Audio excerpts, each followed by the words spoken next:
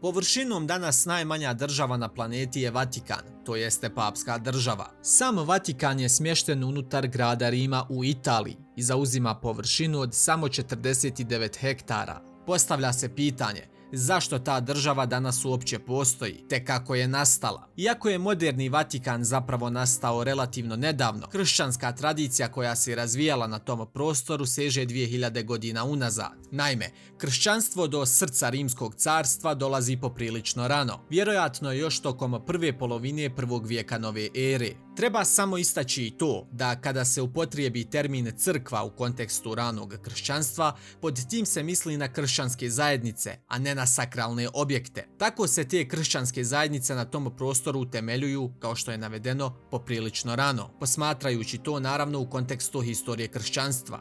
Međutim, oni su morali na izvjesni način u početku djelovati u ilegali, da se tako izrazimo. Rimski carevi u ovom periodu nisu bili nimalo tolerantni prema kršćanima, a neki su sprovodili i velike progone, poput Nerona na primjer. Mnogi kršćani bivaju mučenički ubijeni u samom Rimu. Kršćanska tradicija posebno navodi smrt apostola Petra, upravo u navedenom gradu. U stanju izvjesne neodređenosti, koja je praćena povremenim progonima, kršćani su u Rimu opstajali vijekovima. Onda, početkom 4. vijeka, dolazi do promjena. Rimski car Konstantin Veliki je Milanskim ediktom 313. godine izjednačio kršćanstvo sa rimskim mnogoboštvom. On također zabranjuje i progon kršćana. Tako otpočinje veliko javno širenje navedene religije. Počinju se graditi i impresivne građevine, kao njihovi sakralni objekti. Sam Konstantin naređuje izgradnju bazilike Svetog Petra u Rimu. Krajem 4. vijeka još jedan rimski car, Teodozije I, donosi još niz važnih odluka u pogledu religijske slike Rimskog carstva. Naime, on uzdiže kršćanstvo na nivo državne religije. Tako kršćanstvo dobija državnu potporu i sve veći društveni uticaj. To je dugoročno gledano pomoglo tome da kršćanstvo postane temeljna religijska institucija srednjovjekovne Europe.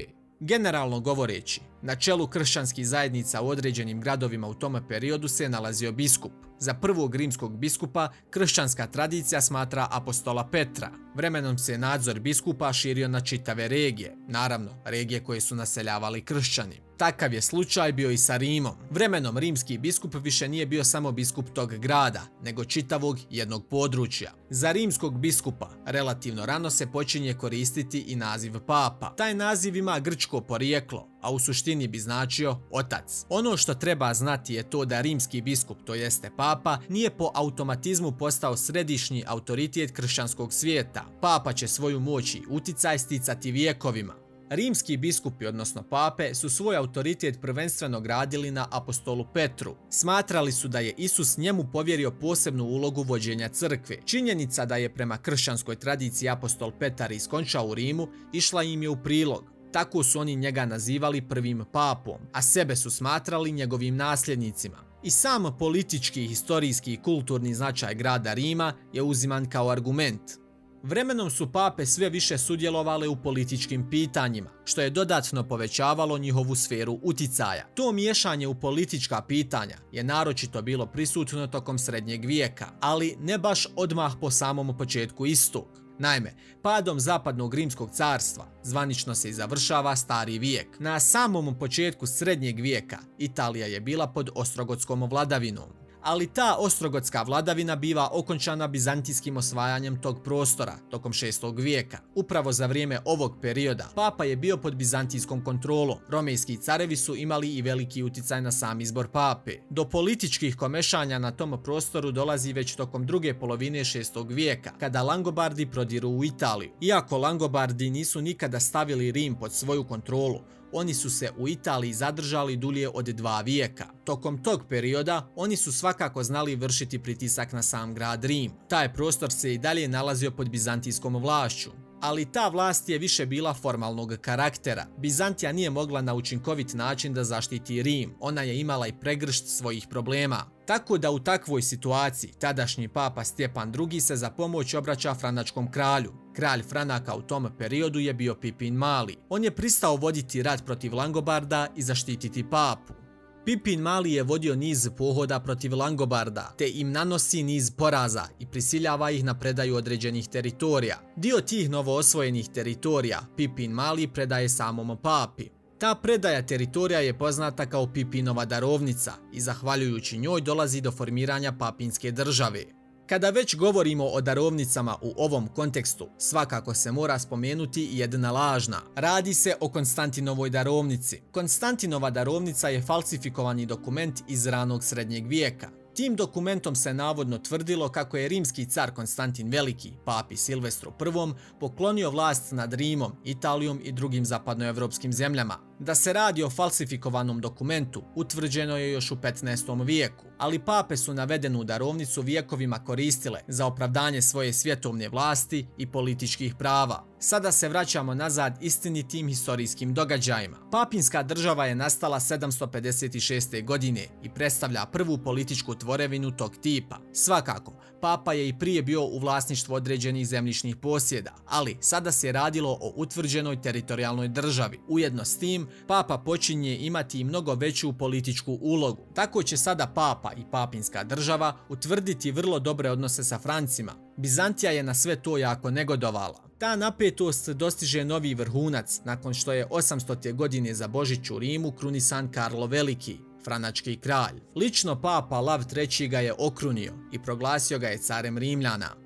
Ali o tome nećemo detaljnije govoriti sada. Priloženi video se neće baviti detaljno historijom ove papinske države, jer ona i moderni Vatikan nisu jedno te isto. Ipak, da bi se shvatila čitava priča koja se tiče nastanka Vatikana, bilo je neophodno preći preko nekih temeljnih informacija. Ono što treba znati je to da je navedena papinska država nastavila postojati tokom srednjeg i dobrog dijela novog vijeka. Njene granice tokom tog dugog perioda su se naravno mijenjale, tako da bismo nastavili sa pričom o nastanku Vatikana, mi se prebacujemo u 18. vijek, njegov sami kraj, da budemo precizni. Tada francuske snage zauzimaju Rim, papa biva zarobljen, a papinska država privremeno ukinuta. Francuzi na tom prostoru osnivaju Rimsku republiku 1798. godine, ali ona nije bila duga vijeka, te već 1799. i 1800. godine papinska država je obnovljena i na njeno čelo dolazi novi papa. Međutim, tokom 1808. i 1809. godine Napoleon anektira papinsku državu. S padom Napoleona održan je Bečki kongres. Između ostaloga, na njemu je donesena i odluka o obnovi papinske države.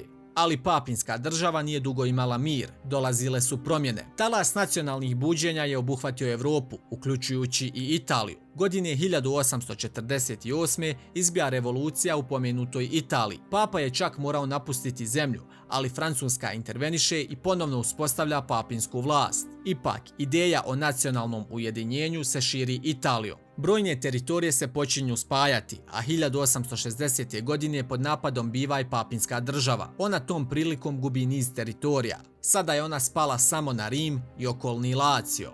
Godine 1861. proglašena je Kraljevina Italija. Svi su željeli Rim za glavni grad, ali Rim nije bio dio Italije. Italijani ga nisu mogli ni zauzeti, jer je papu štitila francuska vojska Napoleona III. Do promjene situacije dolazi 1870. godine. Tada je izbio francusko-pruski rat, te je Napoleon III. Morao povući francuske vojnike iz Rima. Tako da italijanska vojska napada papinsku državu, nakon što je papa odbio aneksiju. Dana 20. septembra 1870. godine Italijani zauzimaju Rim.